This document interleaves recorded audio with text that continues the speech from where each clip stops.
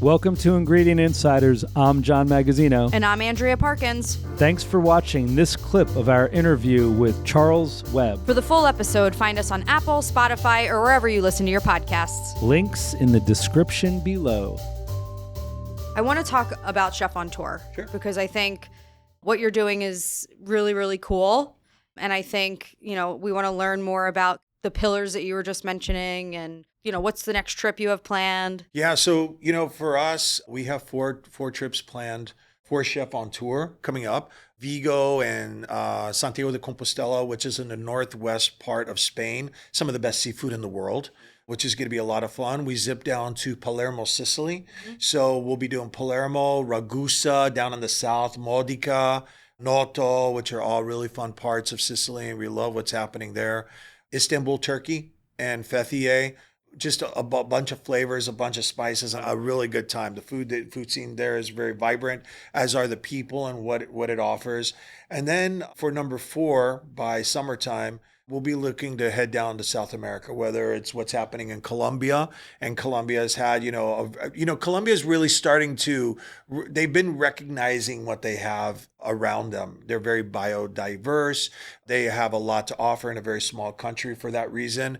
Peru has definitely found that out, and that's why they are accelerating at what they do. And then Brazil is starting to look a little more internally than externally, or looking more inside their country and understand, because of the diversity that they have. They have the largest populations of Japanese, Lebanese, Italian, and Germans outside of their home countries living in Brazil. So there's a very big diversity there outside of the African influence of the north. I didn't know that. Yeah, it almost caused a civil war during World War II as the U.S. was working with Brazil to have an entryway into Europe. But that's a whole nother conversation for another time.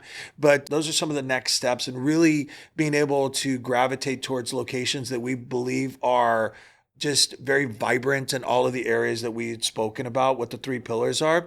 There's another initiative that we have, which is called Chef on Tour Experiences. It's the baby of Chef on Tour. We just launched yesterday.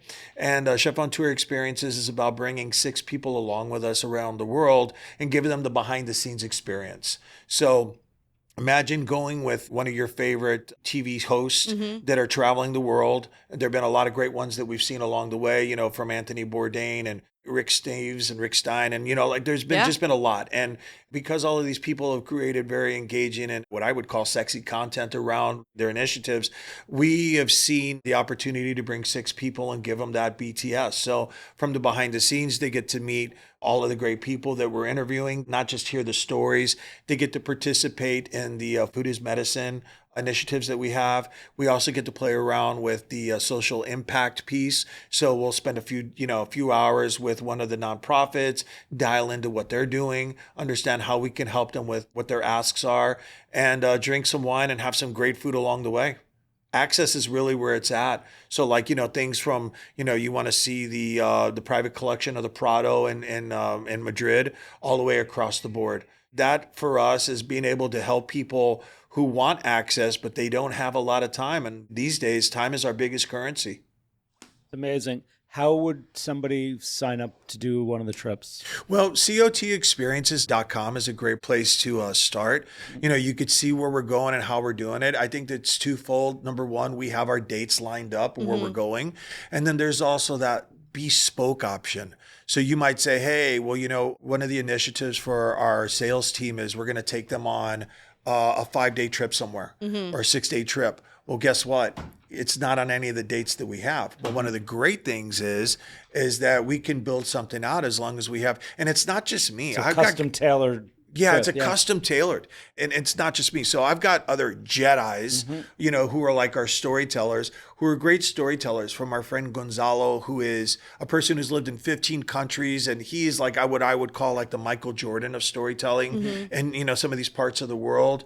We've spoken to other people like Andy Richter. He was like one of Bourdain's best friends. Sure. And, he did a lot of things in Asia. And he's a tremendous chef and a great storyteller. So we want to be able to pair these people up and be the conduit to help folks who really want that a great experience and something a little deeper and more involved without it seeming too kitschy. Yeah, that's awesome. I like that. I mean, you're hitting on a point that's people approach me on as well, which is, could have all the money in the world and you can stay at the Four Seasons and all of these incredible luxury That's right. hotels. But if you don't have access to somebody like yourself or Andy Richter to go to Thailand, That's right. you can touch upon the surface of what's happening. But to really get in there and see a fisherman or a farmer and talk to them is it's not easy to do. And not just a fisherman. You're with Giancarlo. Sure. Or not Right. just a farmer. You were with João. Yeah, you exactly. know, so having those relationships, you're not just going to a restaurant, but when you're with Soldano, a La Giostra, who is like the prince of, I call him the prince of Florence. So like when you have the ability to walk in there and have that's access that you don't just have by somebody saying, hey, go to this restaurant, it's going to be a great meal. I feel like that's how most people travel. That's 100%, Right? because the meal is one thing, the food is one thing, the service is another, but there's another layer, and that's beyond the hospitality. Mm-hmm. That's like the umami. That's like the one piece Yeah. that you want to really be able to touch. I think that's like a very special experience. Friends text John and me all the time. I'm going here. Where should I eat? I'm going there. And I think, really peeling back that layer and going, it's not just about that meal, really. It's like, how did that meal get to you? That's right. So I love that. Yeah, it's amazing. Really cool. I know you worked at Michael Jordan's restaurant in Chicago here in the 90s. What was that like? It was his first restaurant. In the center of the dining room was like a room with like windows all the way around, and it had curtains all around, and that was Michael's room.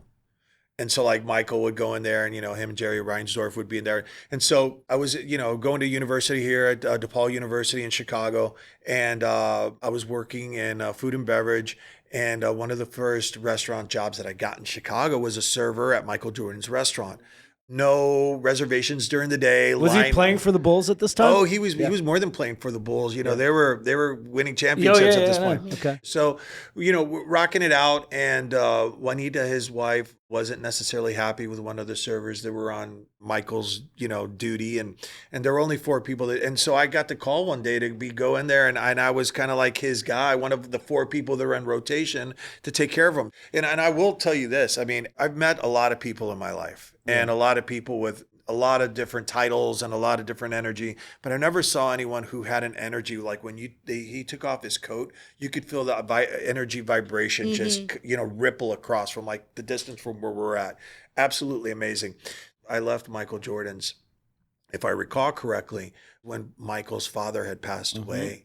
And that was the day that we closed the restaurant down for that day. And of course, there was like a lot of uncertainty where things were going to go. But it was a very big spotlight in Chicago, especially at that time. There weren't as many food and beverage outlets, and there weren't as many restaurants. Sure. And, it had evolved, and then it closed. And then, the Jordan brand reinvented itself, and they opened in Grand Central Station. And then I think they came to the Intercontinental here in Chicago. And I don't know where else they're at. I heard that maybe there was an outpost in Asia. I could be wrong. But anyway, that was the evolution of that. That's cool. Thanks for listening to this episode of Ingredient Insiders. You can find the products we discussed on today's episode at chefswarehouse.com or your favorite specialty retailer. And don't forget to follow us on Instagram at Ingredient Insiders and Chef's Warehouse at Where Chefs Shop.